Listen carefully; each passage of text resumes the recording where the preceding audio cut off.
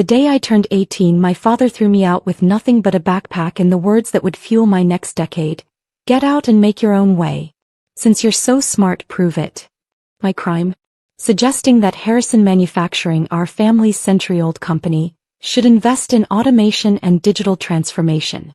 My father, CEO George Harrison, had erupted in front of the entire board. You think you know better than 3 generations of Harrisons? He'd thundered, while my brother David smirked from his VP chair. You want to turn our factory into some sort of tech playground? I'd spent my entire childhood learning the business, studying engineering instead of business administration like David, dreaming up ways to modernize our operations. But tradition meant more than innovation to the Harrison men. Fine, I'd said, shouldering my backpack. I'll prove it somewhere else. You'll fail, David called after me. You're nothing without the Harrison name. 10 years later, I stood in my penthouse office at Trinity Innovations, watching the sun rise over Chicago's skyline. My assistant Clara knocked softly, carrying the morning's financial reports. Harrison Manufacturing's stock dropped another 15% overnight, she announced. They're desperate for investors. I smiled, thinking of the email I'd received just yesterday. Harrison Manufacturing seeking a merger with my company. Of course, they didn't know Trinity Innovations belonged to me. To them, Trinity was just a mysterious tech giant that had emerged from nowhere 5 years ago. They didn't know that Emma Harrison, the daughter they'd thrown away, had built it from scratch. Their board meeting is today, Clara continued. Your father and brother are presenting their last-ditch survival plan. I picked up the merger proposal they'd sent, remembering all the nights I'd spent sleeping in my car that first year, coding between shifts at a 24-hour diner. The scholarship to MIT that I'd won had covered tuition but nothing else. What time is their meeting? 9 a.m. Their shareholders are getting restless. The company's lost 40% of its market share to automated competitors. Exactly what I'd warned them about 10 years ago. While Harrison Manufacturing clung to outdated methods, I'd built Trinity into a technological powerhouse. Our automated manufacturing systems and digital integration platforms were revolutionizing the industry. My phone buzzed, David calling again. My brother had been desperately trying to reach Trinity's mysterious CEO for weeks. I let it go to voicemail just like all his previous attempts. Ms. Harrison, Clara hesitated. The paperwork is ready. Are you sure you want to do it this way? I walked to the window looking down at the city I'd conquered. They threw me out with nothing, Clara. Told me to make my own way. I turned back to her. So I did. And now they're about to learn exactly what I built. My phone buzzed again, this time a text from my father. To the CEO of Trinity Innovations, our board meeting starts at 9. Please, we need an answer about the merger. The Harrison family legacy depends on it. The Harrison family legacy. The same legacy they'd said I'd disgrace with my modern ideas. The same legacy that was now crumbling because they'd refused to change. Clara, have the car ready at 8:30. I think it's time for a family reunion. The papers are naming it the fall of a dynasty, Clara said, pulling up the morning's business news. Harrison Manufacturing, once Chicago's premier industrial company, faces possible bankruptcy. I picked up a framed photo from my desk, my 18-year-old self, standing proudly in front of Harrison Manufacturing, back when I still believed family meant something. Back when I thought merit mattered more than tradition. Send an email to the board, I instructed. Tell them Trinity's CEO will attend their meeting. Time to show them exactly who they threw away. In my private elevator, I straightened my designer suit, a far cry from the bargain store clothes I'd worn a decade ago. My company badge gleamed, Emma Harrison, Chief Executive Officer. The drive to Harrison Manufacturing felt like traveling back in time. The old brick building hadn't changed, still proudly displaying Harrison Manufacturing C 1923 above the entrance. But the parking lot was half empty now, the once busy loading docks quiet. Market opens in 30 minutes, Clara reported from the back seat. Their stock is in freefall. Shareholders are panicking. I smiled, thinking of the shares I'd been quietly accumulating through shell companies. How much do we own now? 48%. One more purchase and we'll have controlling interest. Perfect. The Harrison family was about to learn that the daughter they'd thrown away now held their fate in her hands. The board's already assembled, Clara added as we pulled up to the building. Your father and brother are making their final pitch to save the company. I stepped out of the car, remembering the day I'd walked out of these same doors with nothing but a backpack and determination. Now I was returning as their only hope for survival. Ready? Claire asked, holding the door. I touched my company badge, thinking of all the nights I'd dreamed of this moment. They told me to make my own way. Time to show them exactly what that way looks like.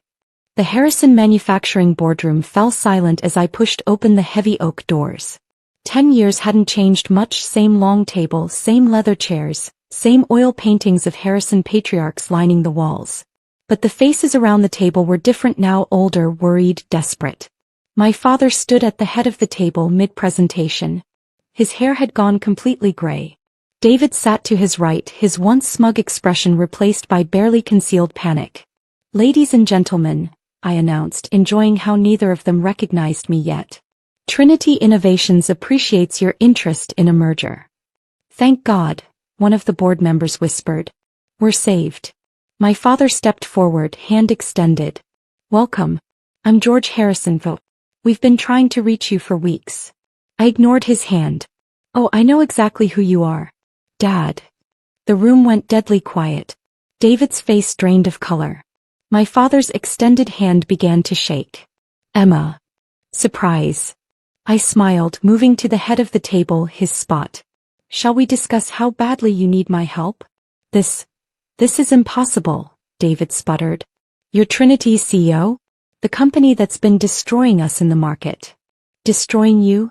I opened my laptop, projecting Harrison Manufacturing's falling stock prices onto the wall. No, brother dear. You did that yourselves when you refused to modernize. When you chose tradition over innovation. When you threw away the one person who saw the future clearly. Ms. Harrison, a board member interrupted. Your company owns significant shares of Harrison Manufacturing. 48%, I confirmed. Acquired through various shell companies over the past year. And as of... I checked my watch. 3 minutes ago we just purchased another 5% on the open market. My father gripped the table for support. You now control our company? Controlling interest, yes. I sat in his chair, enjoying how he automatically stepped back. The same company you said I'd never understand. The same company you threw me out of for suggesting exactly the changes you now desperately need. David jumped up. This is revenge. She's going to destroy everything our family built. Sit down, I snapped, my voice cutting through his panic. The only thing being destroyed is your outdated way of thinking.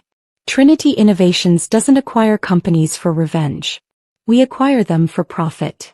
Clara distributed folders to each board member. Our analysis of Harrison Manufacturing's weaknesses and our proposed solutions. The same solutions Ms. Harrison suggested 10 years ago. Automated production lines, my father read quietly. Digital integration. Smart factory systems. Everything I presented on my 18th birthday, I confirmed. The ideas you called childish fantasies. The modernization plan that got me thrown out.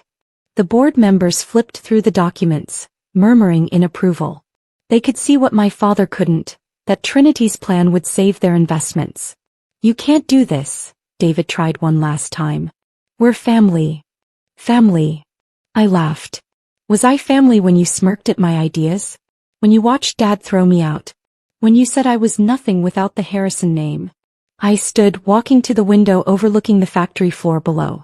Ancient machinery clanked inefficiently, exactly as it had a decade ago. The merger will proceed, I announced. Trinity Innovations will acquire Harrison Manufacturing.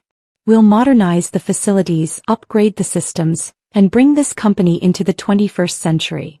And us? My father asked quietly. What happens to us? I turned back to face them. David, you're fired. Clear out your office by end of day. I smiled at his shocked expression. Consider it karma for all the times you called me a naive little girl. You can't dash. I can and I am. As for you, Dad. I paused, letting him squirm. You'll be offered a position as a historical consultant. No authority, no decisions, just sharing the company's heritage with visitors. Since tradition means so much to you. The board members tried to hide their relief. They knew Trinity's reputation for turning failing companies around. One more thing, I added. The company name will change. Trinity Harrison has a nice ring to it, don't you think? Though my name will come first this time. My father sank into a chair, decades of arrogance crumbling. When did you become so ruthless? The day you threw me out with nothing but a backpack and a challenge to prove myself. I gathered my things, nodding to Clara. Consider this mission accomplished. As we walked out, David called after me.